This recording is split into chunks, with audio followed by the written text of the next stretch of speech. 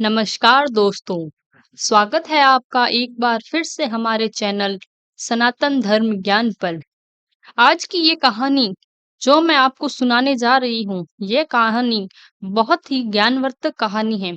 जो लोग इस कहानी को पूरे मन से और दिल से सुनते हैं, उनके घर में कभी भी कलेश नहीं होगा। आपके घर में हमेशा सुख और शांति बनी रहेगी। आपके घर में माता लक्ष्मी का सदा आगमन होगा।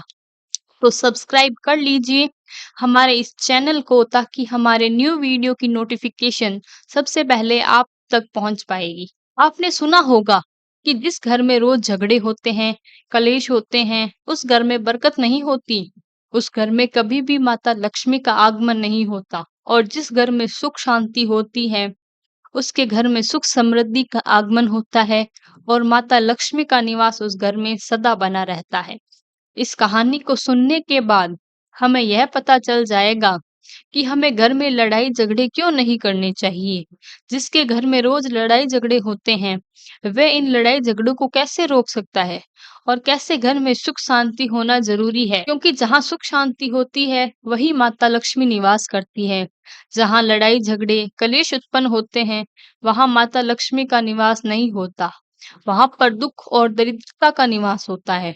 हो सके तो इस कहानी को पूरा सुने। इस कहानी में आपको जीवन में बहुत सीख देगी। यह बहुत ही ज्ञानवर्धक कहानी है, इसे जरूर सुने। एक मोर और मोरनी की कहानी। इससे पहले कि आप हमारी कहानी में खो जाएं, हमारे चैनल को सब्सक्राइब कर लें, बेल आइकन को प्रेस करना ना भूलें। चलिए शुरू करते हैं। एक जंगल में एक मोर और मोरनी रहते थे। मोर मोरनी हंसी खुशी जंगल में रहते थे। एक दिन मोरनी मोर से कहती है, पिया जी, हमारे यहाँ से चलना चाहिए। हमें वहां चलना चाहिए जहाँ समाज में वे लोग रहते हैं, काफी सारे मोर मोरनी रहते हैं, हमें वहां चलना चाहिए। तब मोर मोरनी से कहता है, प्रिय, हम वहां चलेंगे तो रोज लड़ाई झगड़े होंगे। हम दोनों यहाँ जंगल में कितने सुकून से रहते हैं, वहां जाने की क्या जरूरत है। लेकिन मोरनी जिद करने लगती है तो मोर मान जाता है। मोरनी की जिद करने पर वे दोनों उड़कर एक नगर में आ जाते हैं। इस नगर का राजा पशु पक्षियों की भाषा को बहुत अच्छे से समझता था। उस राजा ने कराव शास्त्र की पढ़ाई कर रखी थी। कराव शास्त्र मतलब यही होता है कि पशु पक्षियों की भाषा को समझा पाता है। वह राजा सभी प्रकार के पशु पक्षियों की आवाज को समझ पाता था। हर जीव जंतु की आवाज को वह बखूबी समझता था कि वह क्या कह रहे हैं। दोनों मोर और मोरनी उसी नगर में आ जाते हैं। एक दिन की बात है। राजा रानी से कहता है, हे रानी, मुझे बहुत भूख लगी है, आप मुझे भोजन खिला दीजिए। रानी 36 प्रकार के भोजन बनाकर एक हाथ में लोटा, दूसरे हाथ में खाने की थाली लेकर राजा के पास पहुंचती है। रानी जैसे ही थाली को राजा के समक्ष रखती है, तो एक चावल का दाना नीचे गिर जाता है। वह चावल का दाना एक चींटी उठा लेती है। राजा बैठा घटना को देख रहा था। तब चींटी के पास तुरंत ही एक चींटा आता है। तो वह चींटा उस चींटी से कहता है, हे प्रिय, ये चावल का दाना मुझे दे दीजिए और तुम जाओ उस राजा की थाली से दूसरा टुकड़ा ले आओ। उनकी बातों को राजा पूरी तरह से सुन रहा था, क्योंकि राजा हर जानवर पशु पक्षी की भाषा समझ सकता था। तब राजा वहीं बैठा था। तब चींटा चींटी से यह बात कर रहा था। चींटी कहती है, नहीं, मैं नहीं जाऊंगी। अगर यह बात राजा को पता चल जाएगी तो वह मुझे मार देगा। फिर चींटा चींटी से कहता है कि तुम जाओ, राजा को पता नहीं चलेगा। चिंटी फिर जानने की कोशिश तो करती है, लेकिन आधे रास्ते से वापस आ जाती है और चींटी कहती है कि नहीं नहीं, मैं नहीं न जाऊंगी। राजा को पता चल जाएगा, राजा मुझे मार देगा। राजा उन दोनों को देख रहा था। उन्हीं को इस बात का भास हो जाता है कि राजा हमारी बात सुन रहा है और समझ रहा है। चींटी फिर से कहती है कि देखो, लगता है राजा हमारी बात समझ रहा है। राजा ने हमारी बात को सुन लिया है, इसीलिए वो इसी तरह देख रहा है। चींटी चींटे से कहता है, अगर राजा ने हमारी बातों को सुन लिया और राजा किसी और को बताएगा तो वह पत्थर का बन जाएगा। राजा चींटी और चींटे की बात को बखूबी सुन लेता है और समझ लेता है। राजा इस बात को सुनकर हंसने लगता है। जैसे ही राजा को हंसी आने लगती है, राजा की रानी रसोई से बाहर आती है। वह जैसे ही रसोई से बाहर निकलती है, राजा उसे हंसते हुए दिखाई देता है। रानी राजा को हंसते हुए देखकर सोचने लगती है कि शायद मुझसे कोई गलती हुई है, इसीलिए राजा साहब हंस रहे हैं। रानी राजा के पास आती है और कहती है, हे महाराज, क्या मुझसे कोई पाप हुआ है? क्या मुझसे कोई गलती हुई है? आप इतना तेज से हंस रहे हैं। राजा रानी से कहता है, नहीं नहीं, ऐसी कोई बात नहीं, मुझे बस यूं ही हंसी आ गई। रानी जिद करने लगती है और कहने लगती है कि आपको मुझे बताना पड़ेगा, आप क्यों हंस रहे थे? राजा बार-बार मना करता है, क्योंकि राजा को पता था, चींटे ने कहा था कि वह बात किसी को बताऊंगा तो मैं पत्थर बन जाऊंगा। इसीलिए राजा रानी को यह बात नहीं बताना चाहता था। लेकिन रानी बार-बार जिद करती है और कहती है, आपको मुझे बताना ही होगा। आप क्यों हंस रहे थे? अगर आप मुझसे सच्चा प्रेम करते हैं, अगर आप मुझे अपना समझते हैं, तो आप बताना पड़ेगा कि आप क्यों हंस रहे थे। राजा अब धर्म संकट में पड़ गया। राजा अब सोचता है कि मैं अगर यह बात रानी को बताऊंगा, तो मैं पत्थर का बन जाऊंगा। फिर सोचता है, अगर नहीं बताऊंगा, तो रानी का विश्वास खत्म हो जाएगा। रानी बहुत जिद करने लगती है। कहते हैं ना, प्रिय प्रिय की हट और बाल हट बहुत ही तगड़ी होती है। इन दोनों हट से हमेशा बचकर रहना चाहिए। रानी के प्रिय हट के सामने राजा को झुकना पड़ता है। राजा रानी से कहता है, प्रिय ठीक है, अगर मैं आपको बताऊंगा तो बाद में आपको पछताना पड़ेगा। रानी कहती है, अभी तो आप कह रहे थे कोई बात नहीं, अभी आप कह रहे हैं मुझे पछताना पड़ेगा। रानी कहती है कि जरूर कोई तगड़ी बात है, और रानी और जिद करने लगती है। तब राजा कहता है, ठीक है, अगर आप मान नहीं रही है तो चलिए मैं आपको किसी जंगल में ये बात बताऊंगा। राजा रानी रथ पर सवार होकर जंगल के लिए निकल जाते हैं। जैसे ही वे घोर जंगल में पहुंच जाते हैं, तब राजा रानी को पूरी बात बताता है। जैसे जैसे थोड़ी थोड़ी बात रानी को बताता है, वैसे वैसे पत्थर का बनता गया। जैसे राजा ने आधी बात सुनाई, तो उसका आधा शरीर पत्थर का हो गया। फिर रानी से कहता है कि हे रानी, मैं धीरे धीरे पत्थर का बनता जा रहा हूँ, तुम बाद में बहुत पछताओगी। रानी कहती है, हे राजा साहब, हे महाराज, थोड़ी सी बात बची है, उसे भी सुना दीजिए। राजा पूरी बात बता देता है और राजा पूरी पत्थर बन जाता है। रानी की इस जिद के कारण राजा पूरा पत्थर बन जाता है। रानी रोने लगती है, पत्थर को हिलाने लगती है, लेकिन भारी भरकम पत्थर कैसे हिला पाती? राजा बहुत ही भारी था। राजा पत्थर का बन जाता है। रानी सर पटक रही रोने लगती है, छाती पीटती है, विलाप करती है और किसी जीव जंतु से सहायता के लिए गुहार करती है। यह सब कहानी को मोर और मोरनी अपनी आंखों से देख रहे थे। रानी के विलाप को देखकर मोर मोरनी को दया आ जाती है। मोर मोरनी से कहता है कि ये होता है प्रिय हट, आपकी इसी प्रिय हट की बजाय हम दोनों उस जंगल में कितना खुशी खुशी रहते थे, यहाँ चले आए। मोरनी मोर से कहती है कि हे रानी, कितनी दुखी हो रही है, हमें इसकी सहायता जरूर करनी चाहिए। ये कितना विलाप कर रही है, इसकी ज्यादा सहायता तो हमें नहीं कर सकते, पर धैर्य तो दे सकते हैं।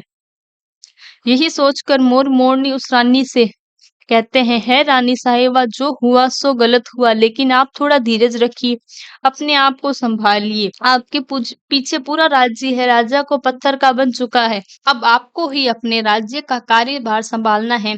रानी मोरनी की बात सुनते ही कहती है, भाई मोर मोरनी, मैं आपको कैसे संभालूंगी? मेरा तो संसार ही उजड़ गया, क्योंकि मेरा पति परमेश्वर पत्थर का बन चुका है, और मैं क्या करूं? ये सुनते ही उधर मोरनी से ये निकल जाता है कि राजा पत्थर का कैसे हो गया? राजा तो इंसान था, अच्छे भला इंसान था, वे पत्थर का कैसे हो गया? रानी वही बात बताने लगती है, तो राजा ने चींटे की बात बताई थी। रानी वही बात मोर मोरनी को बताती है, और रानी भी धीरे धीरे पत्थर की बन जाती है। और जब रानी पत्थर की हो जाती है, तो राजा तो पहले ही पत्थर का हो चुका था, अब दोनों ही पत्थर के हो जाते हैं। उधर मोर मोरनी को चिंता होने लगती है, उधर मोर मोरनी बहुत ही दुखी हो जाते हैं, और उन दोनों को ये चिंता सताने लगती है कि ये विपत्ति हमारे ऊपर भी आ सकती है, क्योंकि राजा भी उसी चींटे वाली बात से पत्थर हो चुका था, और रानी भी उसी चींटी वाली बात से पत्थर हो चुकी है। मोर मोरनी से कहता है, हम पर भी खतरा मंडरा रहा है क्योंकि स्त्रियों की कोई भी बात गूंजती रहती है। मोर मोरनी से कहती है, पिया हम यहाँ से दूर चले जाते हैं। मोर मोरनी से कहता है, हे बेवकूफ, दूर जाने से क्या फायदा? ये संकट तो धरती के किसी भी कोने पर हमारे पीछा नहीं छोड़ेगा। ये खतरा तो हमारे हमारे ऊपर मंडरा रहेगा। अगर आप जाने अनजाने में यह बात हमारे मुख से निकल गई तो हम भी पत्थर के बन जाएंगे। इसी बात को लेकर मोर और मोरनी बहुत दुखी हो जाते हैं, बहुत चिंतित हो जाते हैं। रात दिन अपने आप को दुखी खाया करते हैं, ये सोचकर वे ना चैन से भोजन करते हैं, ना ही चैन से सोते हैं। उन्हें रात दिन बस यही दुख सताता है कि ये बात उनके दुख मुख से कहीं निकल ना जाए। यदि भूल से ये बात हमारे मुख से निकल गई तो दोनों पति पत्नी पत्थर के बन जाएंगे। यही सोचकर मोर ने दिमाग लगाया कि यदि मैं सारी चींटियां को खत्म कर दूं तो यह सब खत्म हो जाएगा, क्योंकि ये सारा करा धरा तो चींटियों का है। मोर मोरनी से कहता है, प्रिय, हाय सृष्टि से सारी चींटियां खत्म कर दे तो ये चींटियों का संकट समाप्त हो जाएगा। और मोर मोरनी इसी बात से रानी राजी हो जाते हैं। सभी चींटियों को मारकर खाना शुरू कर देते हैं। मोर और मोरनी को इतना आतंक हो जाता है कि धरती की सभी चींटियां बिल खोदकर धरती के नीचे छिप गई। और मोरनी ऐसी निगरानी रखती कि उन्हें कहीं भी चींटी दिखती तो वे उसे दबोच लेते। कोई भी चींटी मोर मोरनी की इस आतंक की वजह से बाहर ही नहीं निकलते थे। सभी चींटियां जमीन के नीचे बिल बनाकर रहना शुरू कर दिया और जमीन के अंदर ही जाकर बैठ जाती। काफी समय हो जाने के बाद चींटियों को भूख को सताने लगी। भूख तो बिल में लगती है, भोजन तो बाहर मिलता है। जैसे ही चींटी भोजन के लिए बाहर आती, मोर उसे दबोच लेता और उसे जान से मार देता। एक चिंटा भोजन के लिए तड़पते हुए श्री हरि विष्णु का जोरदार भजन करने लगे। भजन करते करते उन्हें यह मालूम ही नहीं रहा कि वे कहाँ है कहाँ नहीं है। वे घोर तपस्या में लीन हो गए। अंत में जाकर श्री हरि विष्णु ने उन्हें अवतार दिया और उन्हें कहते हैं, जो तुम्हें मांगना है मांग सकते हो। तुम हम तुम्हारी भक्ति से प्रसन्न हैं, क्योंकि चींटी और चींटे से निर्धर भक्ति की थी, ना ही कोई जल ग्रहण किया, ना ही कोई अन्न। इसलिए भगवान श्री हरि विष्णु जल्दी प्रसन्न हो गए और कहने लगे, जो तुम्हें मांगना है मांग लो, अब तुम्हारी भक्ति से बहुत प्रसन्न है। उधर चींटी और चींटा ना जाने कितने दिनों से भूखे थे, प्यासे थे। दोनों ही विष्णु जी से कहते हैं, हे हरि, अगर आप हमें वर देना चाहते हैं तो हमारे पेट में गांठ बांध दीजिए। उन्हें सोचा कि अगर हमारे पेट नहीं होगा तो हम बाहर ही क्यों जाएंगे, मोर मोरनी से हमें नहीं खाएंगे। इसलिए उन्होंने मांगा, हे प्रभु, हमारे पेट में गांठ लगा दीजिए। भगवान विष्णु कहते हैं, तथास्तु। और सभी चींटियों के पेट में गांठ लग जाती है। आज भी इन चींटियों के पेट में गांठ लगी होती है। चींटियों का पेट नहीं होता।